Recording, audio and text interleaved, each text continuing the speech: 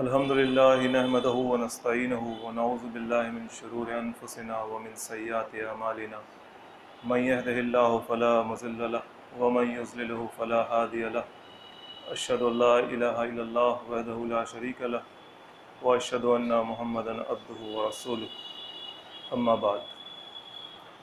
بزرگوں اور دوستوں، گزشتہ جمعہ ہم لوگوں نے اس سلسلے وار درس قرآن میں سورہ آل عمران کی آیت نمبر 55 تک کے مضمون کو سنا تھا، جس میں اللہ تعالیٰ نے عیسیٰ علیہ السلام کو اپنے پاس پورا کا پورا، یعنی جسم اور روح دونوں چیز کے ساتھ اوپر اٹھائے جانے کا ذکر کیا، اور قیامت کے دن تک کس طرح سے ان کے ماننے والے، ان پہ ایمان رکھنے والے، وہ کس طرح سے ان کا کفر کرنے والے، ان کا انکار کرنے والوں پر غالب رہیں گے۔ اس حوالے سے ہم لوگوں نے کچھ باتیں سنی تھیں جو ان آیات میں آئی ہیں، اور اس کو سمجھنے کے لیے ضروری باتیں ہم نے سنی تھیں۔ اس کے پہلے اللہ تعالیٰ نے ان لوگوں کی چال کا ذکر کیا تھا، یہودیوں کا، جس قوم میں عیسیٰ علیہ السلام مبعوث ہوئے تھے۔ اس قوم کے جو علماء تھے اور جو بڑے سردار تھے، ان لوگوں نے عیسیٰ علیہ السلام کا انکار کیا تھا اور ان کے خلاف چالیں چلی تھیں۔ تو اللہ تعالیٰ نے جو زندہ آسمان پہ ان کو اٹھایا، یہ اسی بات کے حوالے سے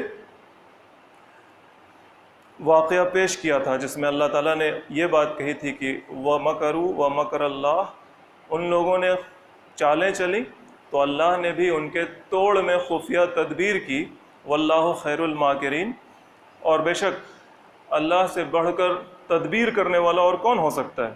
اللہ کی تدبیر ہی بہتر ہوتی ہے، اللہ کے فیصلے کے خلاف کسی کی کوئی چال کامیاب نہیں ہو پاتی۔ اس بات کو ذہن میں رکھتے ہوئے کہ کس طرح سے عیسیٰ علیہ السلام پہ ایمان رکھنے والے غالب رہیں گے قیامت تک کا جو ذکر تھا، اس میں ہم لوگوں نے اسرائیل کیسے بنا یہ واقعہ بھی سنا تھا، یہودیوں کی تاریخ بھی سنی تھی، اور ان کے ہاں جو تحریک چلی اقامت دین کی، ان کے دین کو قائم کرنے کی، اس تحریک کے حوالے سے کچھ بات، اور اس تحریک کا جو نتیجہ نکلا کہ اسرائیل وجود میں آ گیا، بلفور ڈکلیریشن کا حوالہ، یہ ساری باتیں آپ ذہن میں اپنے تازہ کریں کہ یہ باتیں ہم لوگوں نے قرآن کی ان آیات کے حوالے سے سنی تھی۔ یہاں سے اب آگے کی بات کی طرف اپنے ذہن کو ہم لوگ لے جاتے ہیں۔ اعوذ باللہ من الشیطان الرجیم، بسم اللہ الرحمن الرحیم۔ فَأَمَّا الَّذِينَ كَفَرُوا، پس جو لوگ کفر کرنے والے ہیں، فَأُعَذِّبُهُمْ عَذَابًا شَدِيدًا فِي الدُّنْيَا وَالْآخِرَةِ وَمَا لَهُم مِّن نَاصِرِينَ، ان کو ہم عذاب دیں گے، بہت سخت عذاب دیں گے، دنیا میں بھی اور آخرت میں بھی، اور ان کا کوئی مدد کرنے والا نہ ہوگا، ان کے لیے کسی کی مدد نہ ہوگی، ان کا کوئی مددگار نہ ہوگا۔ تو یہ کفر کرنے والے، عیسیٰ علیہ السلام کا بھی کفر کرنے والے، انہی کے حوالے سے بات چل رہی ہے۔ جن لوگوں نے ان کا کفر کیا، ان کے لیے کس طرح سے عذاب کا ڈنڈا برسا اللہ کی طرف سے۔ اللہ کے عذاب کے حوالے سے ایک بات ذہن میں ہمیں ہمیشہ رکھنی چاہیے کہ ایک عذاب کا تصور ہمارے ذہن میں یہ ہوتا ہے کہ ابھی بارش نہیں ہو رہی، یہ بھی اللہ کا ایک عذاب ہے اور اس کی ایک قسم ہے۔ آسمان سے اولے گریں گے اور زمین پھٹ جائے گی اور سیلاب آ جائے گا، اور اس طرح کی جو چیزیں ہوتی ہیں، انہی کو ہم لوگ صرف عذاب سمجھتے ہیں۔ محمد صلی اللہ علیہ وسلم کی امت کو اللہ نے ایک اور عذاب سمجھایا ہے۔ جو لوگ کفر کرتے ہیں ان کے حوالے سے کہا ہے کہ ان کو اب عذاب محمد صلی اللہ علیہ وسلم کی بعثت کے بعد، محمد صلی اللہ علیہ وسلم جب اس دنیا میں آئے، اس کے بعد سے اب کافروں کے لیے عذاب خصوصاً اس طرح سے نہیں آئے گا کہ آسمان سے کوڑے برس رہے ہوں اور صرف کافروں کو نقصان پہنچ رہا ہو اور کافر قوم تباہ و برباد ہو رہی ہو، ایسا نہیں ہونے والا۔ اب تو اس کا اثر سب پر پڑے گا، اور اس دنیا میں اگر کافروں کو عذاب پہنچنا ہے تو اللہ تعالیٰ نے کہا یعذبہم اللہ بایدیکم، تمہارے ہاتھوں اللہ ان کو عذاب دے گا۔ تم اپنا ہاتھ اٹھاؤ گے، اپنا ہاتھ مضبوط کرو گے تو کافروں کو ان کے کفر کی وجہ سے عذاب ملے گا۔ تم اگر اپنا ہاتھ گرائے رکھو گے، ہاتھ گرانے سے مراد ہے بزدل بنے رہو گے، دین کی محبت، حمیت، غیرت نہ رہے گی تمہارے اندر، بہادری نہ رہے گی، جفاکشی نہ رہے گی، مردانہ کردار نہ رہے گا، تو پھر کافروں کو عذاب اللہ کی طرف سے خاص نہیں آنے والا ہے۔ بیٹھے رہو، انتظار کرتے رہو، دعاؤں پر دعائیں مانگتے رہو، عذاب نہیں ملنے والا۔ تو عذاب کے حوالے سے یہ بات ہمیشہ ذہن میں رکھنی ہے۔ اب ہم لوگ جس عذاب کی دعا کریں وہ صرف دعا سے نہیں ہونے والا، اس کے لیے اپنے ہاتھوں کو مضبوط کرنا ہوگا۔ فَأَمَّا الَّذِينَ كَفَرُوا، پس جن لوگوں نے کفر کیا ہے، فَأُعَذِّبُهُمْ عَذَابًا شَدِيدًا فِي الدُّنْيَا وَالْآخِرَةِ، ان کو دنیا اور آخرت میں سخت و سخت ترین عذاب، وَمَا لَهُم مِّن نَاصِرِينَ، اور ان کے لیے کوئی مدد کرنے والا نہیں۔ وَأَمَّا الَّذِينَ آمَنُوا وَعَمِلُوا الصَّالِحَاتِ، اور جن لوگوں نے ایمان لایا، مان لیا، عیسیٰ علیہ السلام کو بھی مان لیا، دیگر انبیاء کرام کو بھی مان لیا، اور پھر محمد صلی اللہ علیہ وسلم پر ایمان لیا، جن لوگوں نے مان لیا، سر اطاعت پیش کر دیا، جھکا دیا سر کہ اب ہم آپ کے ہیں، جو کہیے جو کروائیے ہم آپ کے ہیں۔ وَعَمِلُوا الصَّالِحَاتِ، اور جو کروایا گیا اس کو کیا، مان لیا اور جو کروایا گیا اس کو کیا، عمل صالح، فَيُوَفِّيهِمْ أُجُورَهُمْ، ان کو ان کا بدلہ پورا کا پورا دیا جائے گا، پورا کا پورا بدلہ دیا جائے گا۔ واللہ لا يحب الظالمین، اور اللہ تعالیٰ ظلم کرنے والوں کو پسند نہیں کرتا ہے۔ اگر کوئی عیسیٰ علیہ السلام کا انکار کرتا ہے تو اللہ تعالیٰ اس کو نہیں پسند کرتا۔ اگر کوئی عیسیٰ علیہ السلام کو اللہ کا بیٹا تصور کرتا ہے، اللہ کے بیٹے کے طور پر مانتا ہے، ان کی مورتی بناتا ہے اور ان کو خدائی میں شریک ٹھہراتا ہے، تو اللہ تعالیٰ اس ظلم کو بھی نہیں پسند کرتا۔ وہ اللہ کے بندے ہیں، اللہ کے نبی ہیں، رسول ہیں، اللہ نے ان کی پیدائش ایک خاص طریقے سے کی ہے، وہ اللہ کا کلمہ ہے اور نہیں کچھ۔ ذالک نتلوہ علیک من الآیات والذکر الحکیم، اے محمد صلی اللہ علیہ وسلم یہ ہم آپ کو پڑھ کر سنا رہے ہیں، یہ اللہ تعالیٰ کی بات ہے اور جبرائیل علیہ السلام سنا رہے ہیں۔ ظاہر ہے اللہ کی بات جبرائیل علیہ السلام رسول اللہ صلی اللہ علیہ وسلم کے سامنے پیش کر رہے ہیں۔ یہ ذکر الحکیم ہے، یہ بہت نصیحت ہے، بہت حکمت والی بات سمجھنی ہو۔ یہ تمام کی تمام آیات، شروع میں بھی بات بتائی گئی تھی کہ محمد صلی اللہ علیہ وسلم جو مدینہ آئے مکہ سے، تو مدینہ سے کچھ دور یمن کا ایک علاقہ ہے، آج بھی یمن مشہور ہے، ایک شہر، ایک ملک ہے یمن، اور عرب کا ہی وہ حصہ ہے۔ وہاں پہ ایک علاقہ ہے نجران، نجران میں عیسائیوں کی آبادی تھی، بہت بڑی آبادی۔ وہ ابرہہ جو آیا تھا خانہ کعبہ کو ڈھانے کے لیے، وہ عیسائی ہی تھا نا، وہ یمن سے آیا تھا۔ وہ نجران کا علاقہ، عیسائیوں کی بہت بڑی آبادی، وہاں کے عیسائیوں کا ایک وفد، ایک جماعت وہاں سے آئی تھی، اس میں بڑے بڑے لوگ تھے، 60-70 کے قریب لوگ تھے، اور وہاں کے جو بڑے بشپ تھے، پادری تھے، پولیٹیکل لیڈر تھے، سوشل لیڈر تھے، وہ سب آئے تھے۔ محمد صلی اللہ علیہ وسلم سے ان لوگوں نے عیسائیت پر، عیسیٰ علیہ السلام کی ذات پر، یعنی دین کے معاملے میں باتیں کی، جاننا چاہا کہ آپ کا دین کیا ہے، آپ کیا کہتے ہیں، آپ کون ہیں، اور عیسیٰ علیہ السلام کے بارے میں آپ کا کیا کہنا ہے۔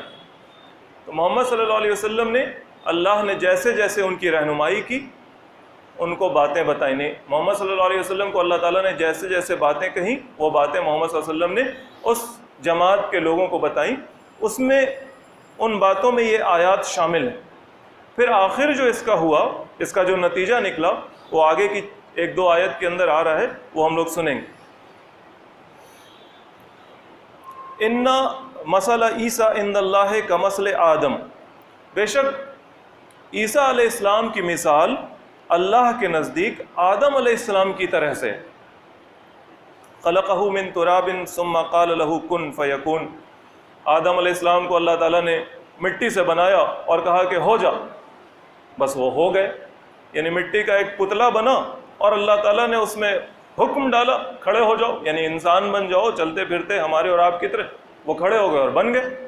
تو آدم علیہ السلام کا نہ کوئی باپ ہے نہ کوئی ماں ہے. آدم علیہ السلام کو عیسائی بھی مانتے ہیں فرسٹ مین کی حیثیت سے. ایپل والی کہانی بھی ہے، اور سانپ بن کر شیطان آیا، بائبل میں کہانی ہے کہ جنت سے نکلوایا آدم علیہ السلام کو. تو جب تم آدم علیہ السلام کو مانتے ہو اور یہ بھی مانتے ہو کہ ان کی پیدائش بنا باپ کے اور بنا ماں کے، تو ان کو خدا کیوں نہیں مانتے؟ عیسیٰ علیہ السلام تو ماں کے پیٹ میں 9 مہینہ رہنے کے بعد پیدا ہوئے، جیسے ایک بچہ پیدا ہوتا ہے، صرف باپ نہیں ہے. تو پھر ان کی اس پیدائش پر ان کو خدا اور خدا کا بیٹا، اور آدم علیہ السلام جو بنا باپ کے اور بنا ماں کے پیدا ہوئے، ان کو خدائی میں شریک کیوں نہیں ٹھہراتے؟ یعنی ان کی دلیل کو ان کی ہی دلیل سے کاٹا جا رہا ہے. اللہ تعالیٰ یہ بات ان کے سامنے پیش کر رہا ہے محمد صلی اللہ علیہ وسلم کے ذریعے تمام کے تمام عیسائیوں کو. وہ نجران کے صرف جماعت کو نہیں، صرف لاٹ پادری کو نہیں، بلکہ پوری انسانیت کو، پوری عیسائیت کو، آج تک اور آگے والے بھی عیسائیت کو یہ دلیل دی جا رہی ہے کہ اگر تم عیسیٰ علیہ السلام کے بنا باپ کے پیدا ہونے پر ان کو خدا کا بیٹا مان لیتے ہو، تو آدم علیہ السلام کو، جن کو تم مانتے ہو کہ وہ انسان پہلا ہے دنیا کا اور بنا باپ کا اور بنا ماں کا، تو اس کو کیوں نہیں خدا مانتے؟ اس کو کیوں نہیں خدائی کی میں شریک ٹھہراتے ہو؟ اور پھر ساتھ ہی ساتھ یحییٰ علیہ السلام کی پیدائش ہوئی ہے عیسیٰ علیہ السلام کے 6 مہینہ پہلے، بوڑھے باپ اور بانجھ ماں کے ذریعے. ماں بانجھ ہے، بڑھیا ہے، باپ بوڑھا ہے، اور پھر اس کے گھر میں بچہ پیدا ہو رہا ہے. تو یہ کیا کم معجزہ نہیں ہے؟ جو عورت بانجھ ہے اس کے پیٹ سے اللہ تعالیٰ بچہ پیدا کروا دے رہا ہے، جس کا شوہر بوڑھا ہو گیا، جو وہ قوت کھو چکا ہو، اور اس کے ذریعے اللہ تعالیٰ بچہ پیدا کروا دے رہا ہے. تو وہ یحییٰ جن کو تم جان دا بیپٹسٹ کہتے ہو، یحییٰ بپتسمہ کرنے والا، یعنی وہ سر پر پانی ڈال کے لوگوں کو مسلمان بناتا تھا. چرچ میں آج پانی میں سر ڈالتے ہیں نا، جب کوئی بیپٹزم اختیار کرتا ہے تو بپتسمہ کرتا ہے تو اس کا سر پانی میں ڈبایا جاتا ہے. اب وہ پکا عیسائی بنا. تو یہ یحییٰ علیہ السلام کی رسم تم نبھا رہے ہو. ان کو کیوں نہیں خدا کے شریک ٹھہراتے؟ ان کو کیوں نہیں خدا کا بیٹا تصور کرتے؟ یہ صرف اور صرف عیسیٰ علیہ السلام کے ساتھ کیا کھیل تم نے کھیلنا شروع کیا؟ یہ ان کی دلیل کو اللہ تعالیٰ انہی کی دلیل سے کاٹ رہا ہے. الحق من ربک فلا تکن من الممترین. یہ تمام کی تمام باتیں، یہ آیات اور اس میں جو مثالیں دی جا رہی ہیں، یہ تمام کی تمام باتیں حق ہیں آپ کے رب کی طرف سے. لہٰذا اے محمد صلی اللہ علیہ وسلم، بات تو سنگولر ٹرم میں کہی جا رہی ہے، یعنی محمد صلی اللہ علیہ وسلم کو صرف کہی جا رہی ہے، لیکن ان کے ذریعے تمام لوگوں کو کہی جا رہی ہے. جب بھی ایسی باتیں آتی ہیں تو اس کا مطلب یہ ہوتا ہے کہ محمد صلی اللہ علیہ وسلم کے ذریعے تمام لوگوں کو کہا جا رہا ہے فلا تکن من الممترین، آپ شک کرنے والوں میں نہ ہوئیے. یعنی عیسائیوں کو کہا جا رہا ہے کہ تم اپنا دماغ کھولو. اور پھر جو لوگ مسلمان ہیں اور جو عیسائی فلسفے سے متاثر ہو سکتے ہیں، عیسائی مسلمان عیسائی بنتے ہیں نا، پہلے بھی بنتے تھے، آج بھی بن جاتے ہیں. وہ کس طرح کے مسلمان ہیں آپ سمجھ سکتے ہیں؟ جو ہر چیز، یعنی اسلام، ہم لوگ تو یہ مانتے ہیں اور عقلی طور پر بھی مانتے ہیں، اور اگر عقل نہ تیار ہو تو دل اور ایمان اسی کو کہتے ہیں کہ دلی طور پر بھی مانتے ہیں کہ اسلام حق ہے. اسلام حق ہے، ساری باتیں صحیح ہیں، قرآن صحیح ہے، محمد صلی اللہ علیہ وسلم کی سیرت سب سے بہتر نمونہ ہے، ان کی احادیث جو صحیح ثابت ہیں وہی صحیح ہیں حکمت کے اعتبار سے. لیکن دنیا اس کو غلط بھی تو کہتی ہے. بہت سارے لوگ ماننے والے ہونے کا دعویٰ کرنے کے بعد، یعنی مسلمان ہونے کے بعد، ایکس مسلم بن جاتے ہیں. آج کل ہے نا ایکس مسلم. پہلے مسلمان تھے، اب سمجھ میں نہیں آیا، ایک گھر میں 2 قانون کیسے، سمجھ میں نہیں آیا، اس لیے ہم نے اسلام چھوڑ دیا. بیٹی کے لیے الگ، بیٹا کے لیے الگ، ہم نے اسلام چھوڑ دی. بہت ساری ایسی باتیں جو شیطان کے وسوسوں کے تحت لوگ آتے ہیں اور اسلام چھوڑ دیتے ہیں. تو بہت سارے لوگ عیسائیت کی طرف بھی چلے جاتے ہیں، صرف پیسے کی چاہ میں نہیں کہ چرچ والا پیسہ دے رہا ہے تو غریب مسلمان کا لڑکا یا لڑکی یا عورت مرد وہ عیسائی ہو گئے. صرف ایسی بات نہیں ہوتی، بات یہ ہوتی ہے کہ ایمان مضبوط نہیں ہوتا، ہم اور آپ اپنے دین کو جانتے نہیں، ذہنی طور پر قبول نہیں کرتے، بس وہ تو ایک موروثی عقیدہ ہے، باپ سے بیٹے کو مل رہا ہے، خاندان سے خاندان کو مل رہا ہے، اس لیے ہم مسلمان ہیں۔ اسلام کو جانتے کتنا ہے؟ جانتے نہیں، اس لیے دوسرا بہکاتا ہے اور اس کو سمجھتے ہیں صحیح اور اس کی طرف چلے گئے۔ اللہ تعالیٰ کہہ رہے ہیں فَلَا تَكُن مِّنَ الْمُمْتَرِينَ، تم شک کرنے والوں میں نہ ہو، میری باتوں کو سنو۔ ذَلِكَ نَتْلُوهُ عَلَيْكَ مِنَ الْآيَاتِ وَالذِّكْرِ الْحَكِيمِ، ہم یہ پڑھ کے سنا رہے ہیں تم کو، یہ آیات ہیں، یہ نصیحت والی حکمت والی باتیں ہیں، جانو ان کو، سیکھو ان کو، اور پھر فَلَا تَكُن مِّنَ الْمُمْتَرِينَ، شک کرنے والوں میں نہ ہو تم، تمہارا دل مضبوط ہو جانا چاہیے اللہ کی دی ہوئی دلیل پر، محمد صلی اللہ علیہ وسلم کی پیش کی ہوئی باتوں پر تمہارا دل مضبوط ہونا چاہیے۔ فَمَنْ حَاجَّكَ فِيهِ مِنْ بَعْدِ مَا جَاءَكَ مِنَ الْعِلْمِ، اے محمد صلی اللہ علیہ وسلم، پھر جو کوئی اس علم کے جو آپ کے پاس آ گیا، اس علم کے آ جانے کے بعد بھی اگر کوئی آپ سے جھگڑے بحث کرے، فقل، تو اس سے اب کہیے، یعنی اب دلیل کی بات تو ہو گئی، دلیل کی بات تو ہو گئی، ہم نے اپنی لاجک رکھ دی، اس نے اپنی لاجک رکھ دی، ہم منوانا چاہتے ہیں، وہ انکار کرنا چاہتا ہے، کوئی بھی ہو، ہم نے اپنی طرف سے بات رکھ دی، سارے دلائل پیش کر دیے، اس نے انکار کرنے کے حق میں اپنی باتیں رکھ دی، دلائل پیش کر دی، اب کیا کرنا ہے؟ فَقُلْ تَعَالَوْا نَدْعُ أَبْنَاءَنَا وَأَبْنَاءَكُمْ وَنِسَاءَنَا وَنِسَاءَكُمْ وَأَنفُسَنَا وَأَنفُسَكُمْ، اس سے کہیے کہ ٹھیک ہے، جب تم اپنی بات پیش کر چکے، ہم اپنی بات پیش کر چکے، نہ تم سن رہے ہو ہماری اور ہم تو تمہاری ماننے والے ہیں ہی نہیں، ہم اسلام چھوڑ کر تمہاری بات کیسے مان سکتے ہیں؟ ہم اسلام کے دلائل کو، قرآن کی بات کو غلط نہیں مان سکتے، ہم ہر طریقے سے اس کو صحیح ثابت کریں گے اور کر چکے۔ جو علم تمہارے پاس ہے، اگر تم کہتے ہو کہ زبان کا علم، لنگوسٹک، تو قرآن کی عربی کا زبان اس علم پر بات کرو۔ اگر تم کہتے ہو ہسٹری کا علم، تو ٹھیک ہے، آؤ ہسٹری پر بات کرتے ہیں، دین کی ہسٹری، انسانیت کی ہسٹری۔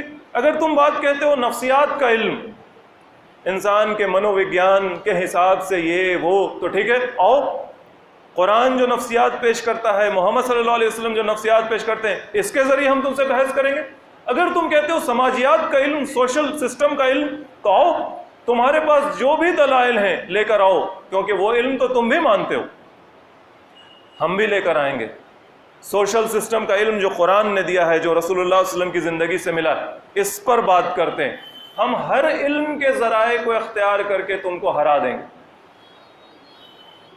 لیکن پھر بھی اگر تم تیار نہیں ہو، جیسے نجران کے عیسائی تیار نہیں ہوئے ماننے کے لیے، محمد صلی اللہ علیہ وسلم نے قرآن کی آیات پیش کی، باتیں بتائیں، لیکن وہ ماننے کو تیار نہیں ہوئے، کئی دن رہے ماننے کو تیار نہیں ہوئے، تو اب اللہ تعالیٰ کی طرف سے یہ چیلنج کروایا جا رہا ہے کہ تم کہو اے محمد صلی اللہ علیہ وسلم کے آواز دیتے ہیں، ہم لوگ بلا کر لاتے ہیں، کس کو ہم اپنے بچوں کو بلا کر لاتے ہیں، اپنے بیٹوں کو، تم اپنے بیٹوں کو لاؤ، ہم اپنی عورتوں کو لاتے ہیں، تم اپنی عورتوں کو لاؤ، ہم خود آتے ہیں، تم خود آؤ، اور پھر ثم نبتہل، ہم لوگ مباہلہ کر لیتے ہیں، اللہ تعالیٰ سے دعا مانگتے ہیں، خوب گریہ وزاری کرتے ہیں، اور اس بات کی دعا مانگتے ہیں کہ جو حق پر نہیں ہے اس پر عذاب آ جائے،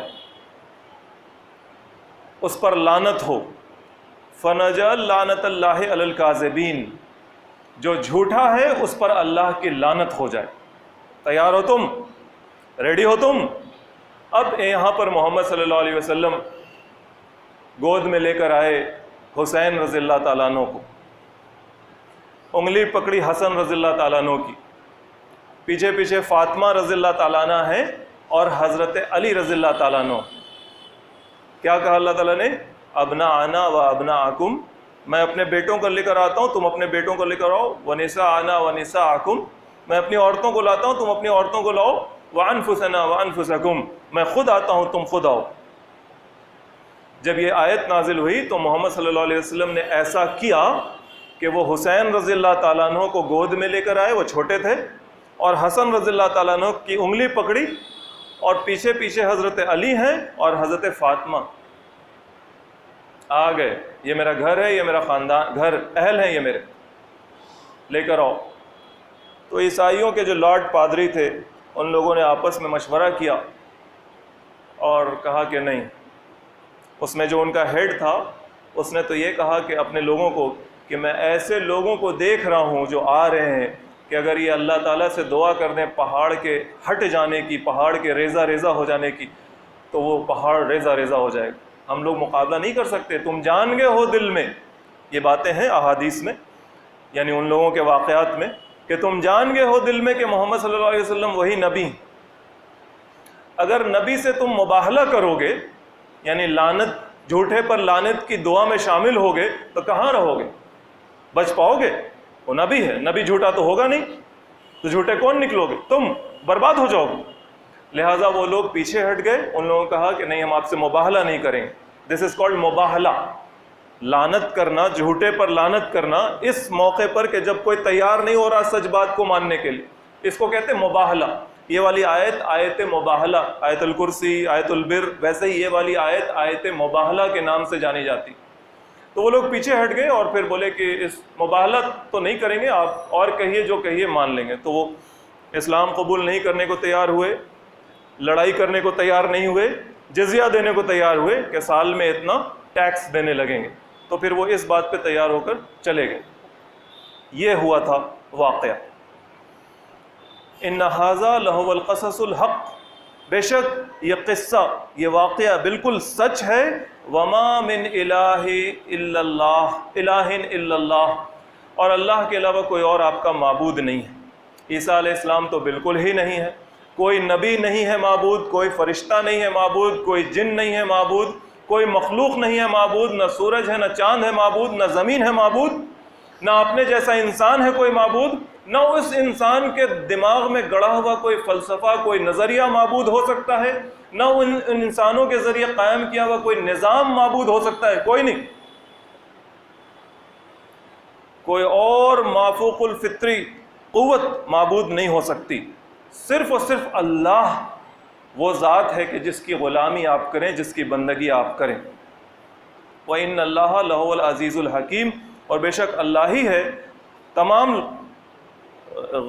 حکمت والا اور غلبے والا، اسی کے لیے حکمت ہے، اسی کے لیے غلبہ ہے۔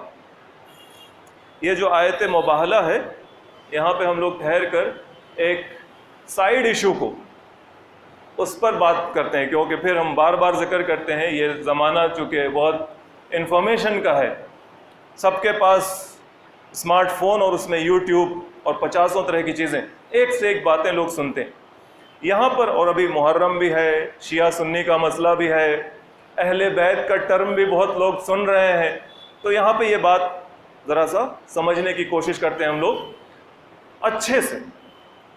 اللہ تعالیٰ نے کہا تم اپنے بیٹوں کو لاؤ، اپنی عورتوں کو لاؤ، خود موجود ہو۔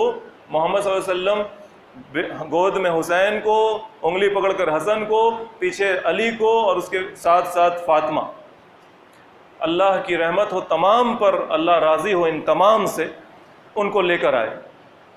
اب یہاں پر ایک بحث ہے، مزیدار بحث۔ یہ میرے اہل ہیں، یہ میرے گھر والے ہیں۔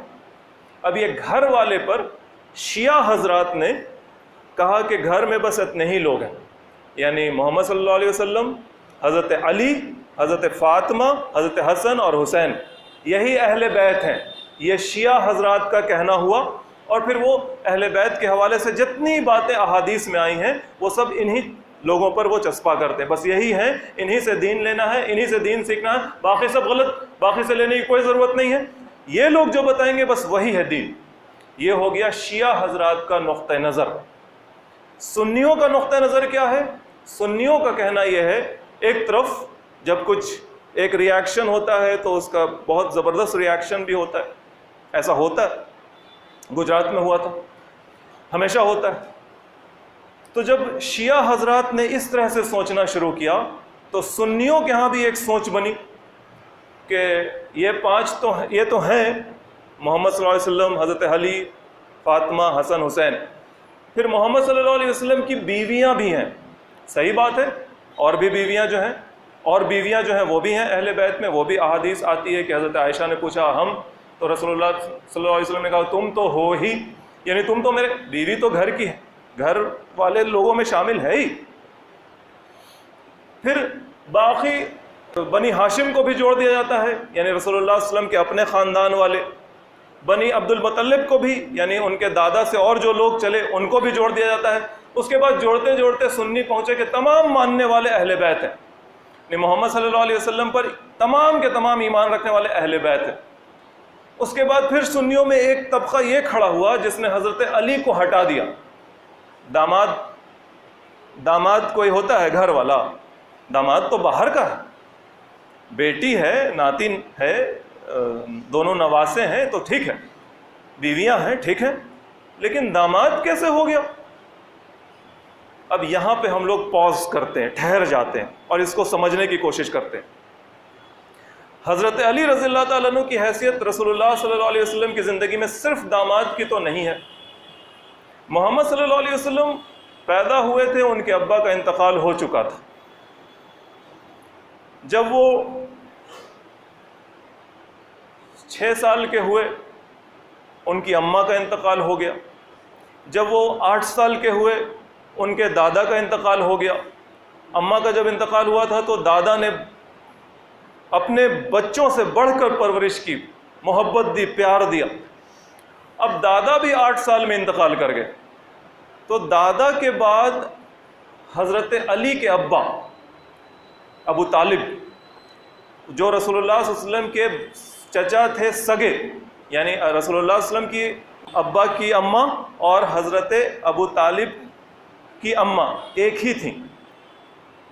ان کے دادا نے اور شادیاں کی تھیں لیکن ان دونوں کی ماں ایک تھی، تو بالکل سگے بھائی ہوئے۔ ابو طالب نے رسول اللہ صلی اللہ علیہ وسلم کو 8 سال کی عمر سے پالا، اپنے بچوں سے بڑھ کر پالا، محبت دی بڑھ کر۔ ایک واقعہ سناتے ہیں، محرم چل رہا ہے، رسول اللہ صلی اللہ علیہ وسلم کی بعثت 40 سال میں، نبوت کا اظہار، نبی تو پیدائشی ہیں لیکن اظہار نبوت 40 سال میں ہوا۔ 7 سال کے وقفے کے بعد، 7 سال کے ٹائم کے بعد دعوت دے رہے ہیں اسلام کی۔ مکہ کے مشرکین رسول اللہ صلی اللہ علیہ وسلم کی جان کے دشمن بن گئے، ان کے خاندان کے دشمن بن گئے، تو کیا کرنا پڑا؟ 1 محرم 7ویں نبوی سال میں رسول اللہ صلی اللہ علیہ وسلم کے ساتھ ان کے پورے خاندان والے، بنو ہاشم اور بنو عبد المطلب، ابو طالب اس خاندان کے سردار ہیں، سب لوگ شہر سے باہر، ان کا ایک فارم ہاؤس تھا گھاٹی میں، وہاں جا کر رہنے لگے، کیونکہ شہر میں رہنا مشکل ہو گیا تھا مکہ میں، کھانے پینے کے لالے پڑے ہوئے تھے، سب نے بائیکاٹ کر رکھا تھا، اور جو کافر ہے خاندان کا اس کا بھی بائیکاٹ ہو گیا۔ صرف ایک سگا چچا جو دشمنی میں بڑھ چڑھ کر تھا وہی مکہ میں تھا اور دشمنوں کے ساتھ تھا، باقی خاندان کے اور دوسرے کافر حضرات ان کا بھی بائیکاٹ کر دیا گیا تھا، سب کے سب چلے گئے گھاٹی میں، ایک فارم ہاؤس تھا وہاں رہنے لگے، 3 سال وہاں رہے۔ اس دوران رسول اللہ صلی اللہ علیہ وسلم کے مرڈر کی کوشش اور ان کے مرڈر کیے جانے کا اندیشہ ابو طالب کو تھا، تو ابو طالب کیا کرتے تھے؟ رات میں سب کے سامنے رسول اللہ صلی اللہ علیہ وسلم کو ایک بستر پر سلوا دیتے تھے، آپ یہاں سو جائیے، آپ وہاں سو جائیے، سب کو یہ پتہ چلے کہ محمد یہاں سو گئے صلی اللہ علیہ وسلم۔ اس کے بعد جب کچھ رات گزر جاتی تو وہ آپ کو وہاں سے اٹھاتے تھے، آپ یہاں پر سے اٹھیے، آپ وہاں سوئیے، اور اس جگہ پر اپنے کسی بیٹے کو سلا دیتے تھے، تاکہ جو مرڈر کرنے آئے، جس کو یہ خبر ملے کہ محمد صلی اللہ علیہ وسلم وہاں سوئے ہیں، وہ آ کر وہاں پر مارے، اور جس کو مرنا ہے مر جائے لیکن محمد صلی اللہ علیہ وسلم کی جان نہ جائے۔ اس شخص نے رسول اللہ صلی اللہ علیہ وسلم کو پالا پوسا۔ 50 سال کے جب ہوئے محمد صلی اللہ علیہ وسلم، اس شخص کا انتقال ہو گیا، یہ جو چچا ہیں ابو طالب، ان کا انتقال ہو گیا۔ اسی سال رسول اللہ صلی اللہ علیہ وسلم کی پہلی بیوی حضرت خدیجہ رضی اللہ تعالیٰ عنہ، ان کا انتقال ہوا۔ یہ سال ہی غم کا سال مشہور ہو گیا، عام الحزن، غم کا سال۔ ایسا چچا جو باپ سے بڑھ کر تھا اس کا انتقال ہوا، ایسی بیوی جس نے بڑی خوبصورت رفاقت نبھائی اس کا انتقال ہوا۔ تو رسول اللہ صلی اللہ علیہ وسلم کے لیے یہ سال غم کا سال تھا۔ سیرت کی کتابوں میں آپ اس سال کو عام الحزن، غم کے سال کے طور پر پڑھیں گے۔ وہی ابو طالب جب انتقال کرتے ہیں اس وقت ان کے لڑکوں میں 4 لڑکے تھے، بڑے تھے، ان کا نام ہی طالب تھا، اس کے بعد عقیل تھے، اس کے بعد جعفر تھے، اور اس کے بعد 5 سال کا چھوٹا بچہ علی تھا۔ علی کو محمد صلی اللہ علیہ وسلم نے پالا پوسا، اسلام کی دعوت پیش کی تو وہ 11 12 13 سال کا علی مسلمان بن گیا۔ اتنی چھوٹی عمر میں جو پوسا رہا ہے، جس گود میں، جس ہاتھ میں، وہ صرف داماد ہو سکتا ہے؟ کیا وہ صرف داماد ہو سکتا ہے؟ نہیں، وہ تو وہ ہے کہ جس کے لیے محمد صلی اللہ علیہ وسلم کی زبان سے نکلا کہ علی مجھ سے، میں علی سے، علی میرا مولا، میں علی کا مولا، اور اے اللہ تو گواہ رہنا اس بات پر۔ علی کی نسبت میرے ساتھ وہ ہے جو موسیٰ کی نسبت ہارون کے ساتھ تھی۔ یہ داماد کے لیے کہا جائے گا جو محض داماد ہے۔ تو یہ ہمارے سنی علماء جو ایسی رائے رکھتے ہیں کہ داماد کہاں سے اہل بیت میں ہوگا، وہ علی کو کہاں سے اٹھے اور کہاں کس گود میں پوسائے پلائے، وہ یہ نظر انداز کر جاتے ہیں۔ شیعوں کی دشمنی میں وہ اس پوائنٹ کو بھول جاتے ہیں کہ ابو طالب کا بیٹا ہے علی، اور وہ کس عمر سے محمد صلی اللہ علیہ وسلم کی گود میں آیا ہے، اور اس کی قربانیاں کیا ہیں، اس کا کیا اسٹیٹس ہے، اور اس کا بچہ، بیٹا کہا نا، حسن حسین کو بھی رسول اللہ صلی اللہ علیہ وسلم نے اپنا بیٹا کہا، یہ میرے بیٹے ہیں۔ ایک اور حدیث ہے جس میں ایک صحابی رات میں کسی کام سے نکلے تو انہوں نے دیکھا کہ محمد صلی اللہ علیہ وسلم چادر اوڑھے ہوئے ہیں اور چادر میں کوئی ہے۔ وہ اپنا کام کر کے جب واپس آئے تو پوچھتے ہیں محمد صلی اللہ علیہ وسلم سے کس کو لیے ہوئے ہیں، وہ بھی گھر ہی کا ہے۔ وہ محمد صلی اللہ علیہ وسلم چادر ہٹاتے ہیں اور دیکھتے ہیں کہ ان کے گود میں بیٹھے ہوئے ہیں حسن حسین رضی اللہ تعالی عنہما۔ وہ کہتے ہیں یہ میرے بیٹے ہیں، میں ان سے محبت کرتا ہوں، اے اللہ آپ بھی ان سے محبت کیجئے، اور جو ان سے محبت کرے ان سے محبت کیجئے۔ یہ ہیں حسن حسین جو بیٹے بھی کہلائے، یہ ہے اہل بیت، یہ ہے علی رضی اللہ تعالیٰ عنہ جو اس طرح سے اہل بیت میں شامل ہیں۔